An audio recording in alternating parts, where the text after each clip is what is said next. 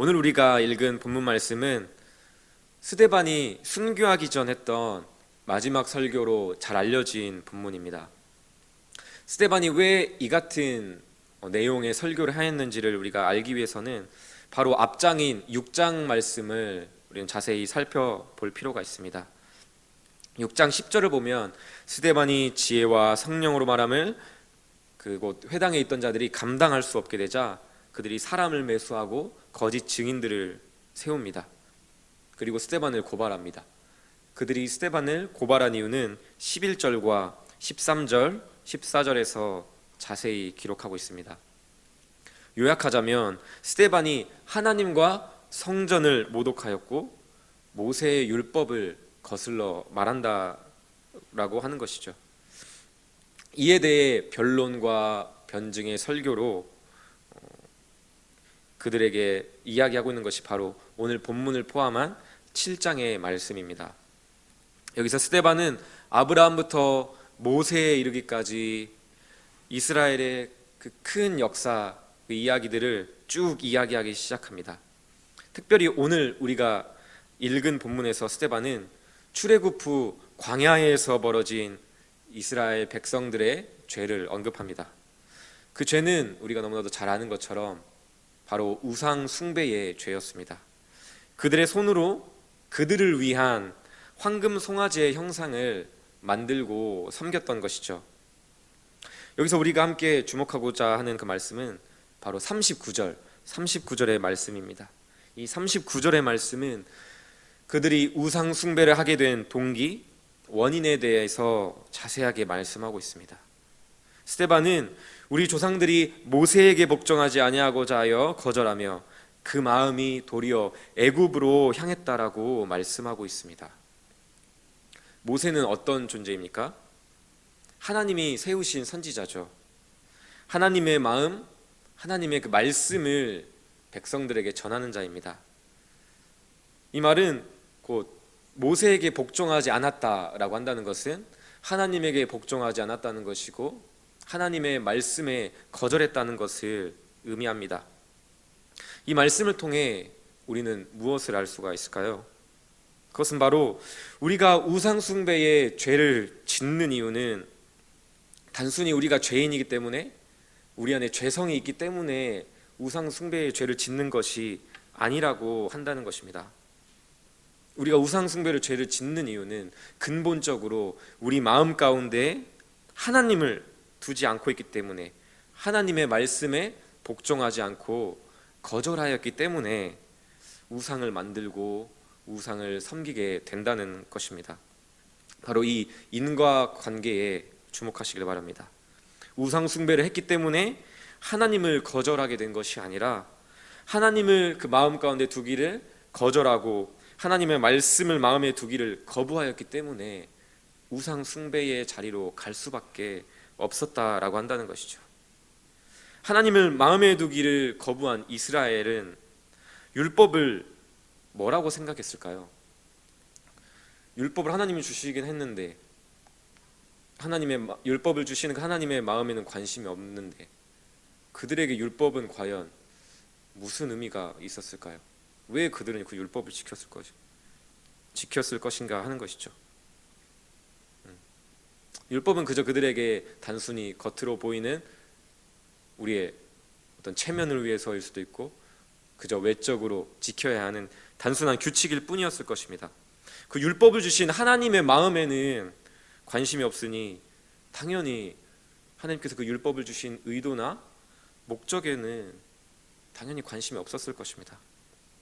하나님과의 어떤 진실한 만남도 진정한 제사도 예배도 없었기 때문에 그저 기계적으로 문자적으로 그 율법을 지켜나가는 것이죠.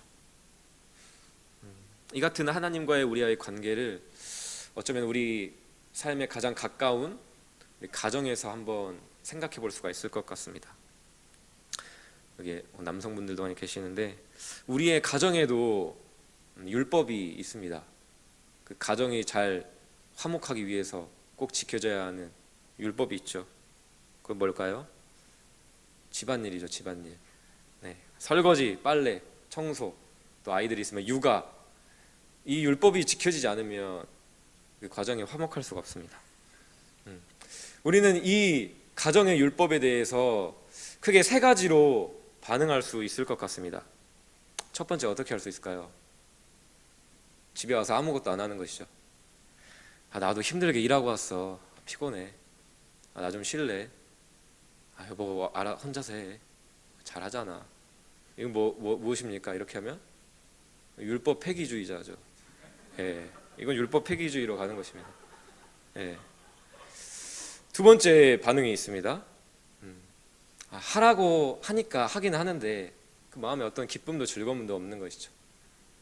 집안일을 하는 그 동기와 목적이 그저 귀 아프니까 귀 따가우니까 잔소리 듣기 싫어서 또 집 가면 이렇게 하겠지, 말 나오기 전에 가서 해야겠다, 빨리 해야겠다, 그렇게 할 수 있을 것입니다. 한편으로 우리 자매님들은 율법주의라도 좋으니 좀 했으면 좋겠다 라는 마음도 있을지 모르겠습니다. 그렇다면 마지막으로 가정의 율법인 집안일을 우리가 복음적으로 실천하는 길은 무엇일까요? 아내가 나 없을 때 얼마나 힘들었을까. 아내의 그 마음을 생각하며 그 율법을 주신 그 아내의 마음을 헤아리는 것이죠. 그 아내의 마음을 헤아리며 시키지 않은 그 집안일까지 그냥 수동적 순종에서 능동적인 그 적극적인 순종까지 나아가는 것입니다. 나한테 빨래만 시켰어. 빨래만 하면은 그것도 나쁘지 않죠. 근데 당연히 건조도 해야 되죠. 널기도 해야 되고. 거기까지 가면은 이제 정말 그 아내를 사랑하는 마음 가운데 그 아내의 마음을 헤아리면서 우리가 복음적으로 그 가정의 율법을 지킬 수가 있는 것이죠. 아내를 마음에 두기를 거부한 남편들은 복음적으로 집안일을 할 수가 없습니다. 마찬가지입니다. 하나님을 마음에 두기를 거부한 이스라엘 백성들은 율법을 지켰어도 지켰다라고 할 수 없는 것이죠. 하나님은 무슨 마음인지는 관심도 없는데. 그러니까 십계명도 우리가 그저 수동적으로 소극적으로만 지킨다면, 살인하지 말라 그랬으면 살인하지 않는 것으로 다 되는 걸로 생각하는 것이죠. 정말 우리가 그 하나님의 마음을 헤아린다면 어디까지 나아가야 됩니까? 누군가를 미워하고 살인하지 않는 것에 그치는 것이 아니라 정말 그들을 사랑하는 그 적극적인 실천까지 나아가야 되는 것이죠.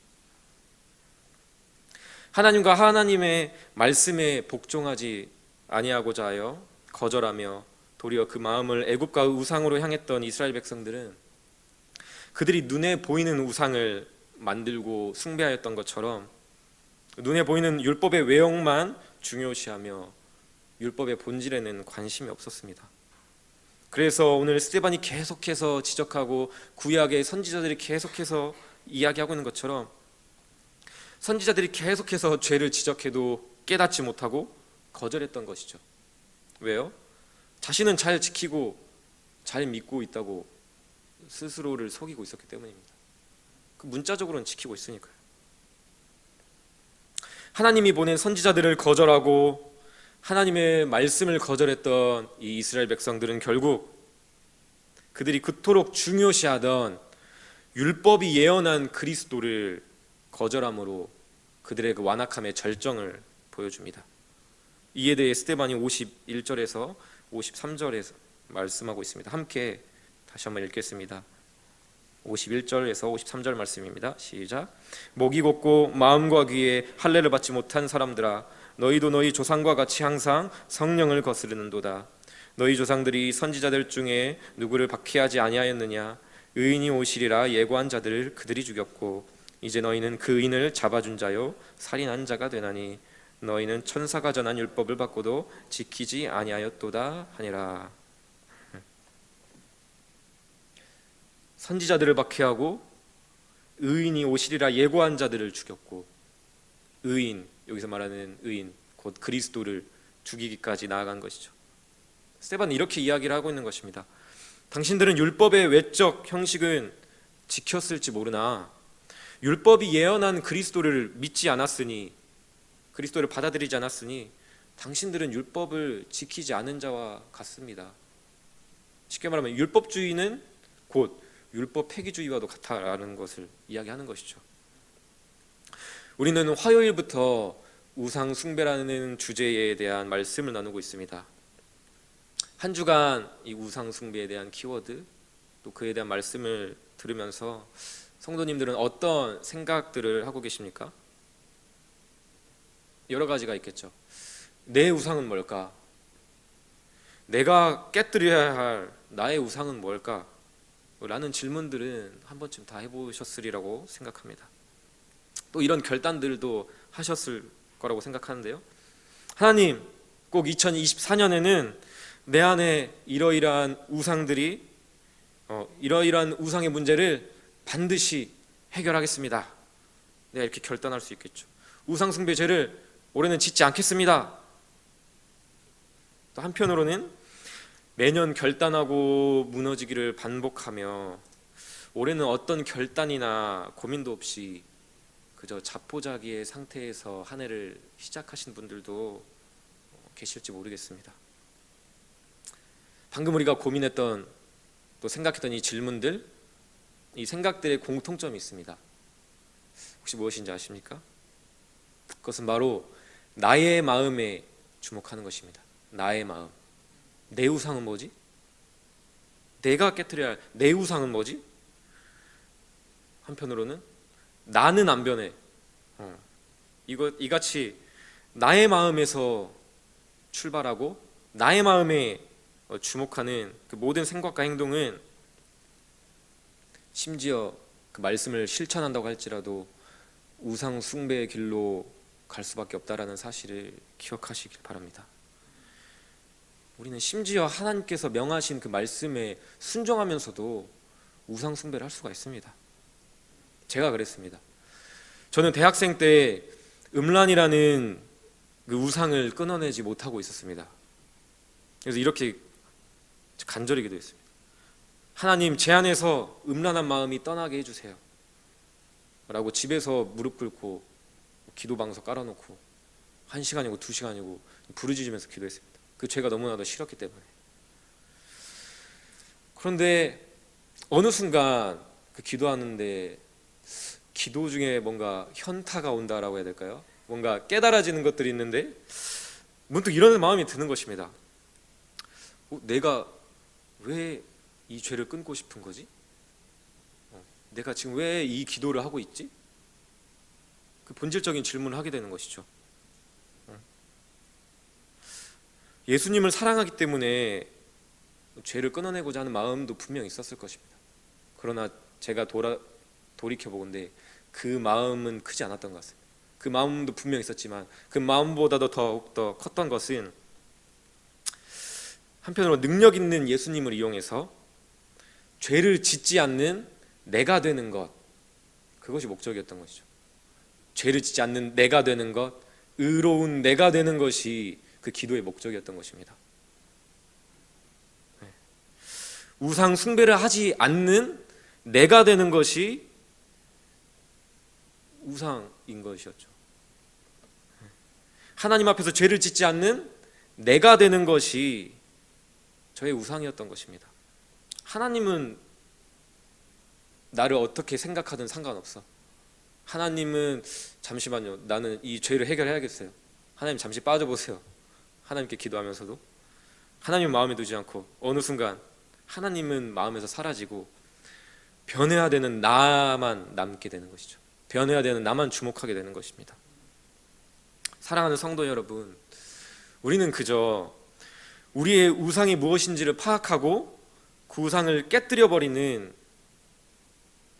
그 행위만이 하나님께서 기뻐하시는 일이라고 스스로를 속여서는 안 될 것입니다. 물론 그 행위는 있어야겠죠. 그 열매는 당연히 우리에게 드러나야 할 것입니다. 하지만 무엇보다 중요한 것은 먼저 우리의 마음에 하나님을 두는 것입니다. 내가 마음으로 예수님을 거절하고 하나님의 말씀을 듣고자 하는 그 겸손한 마음이 없었구나.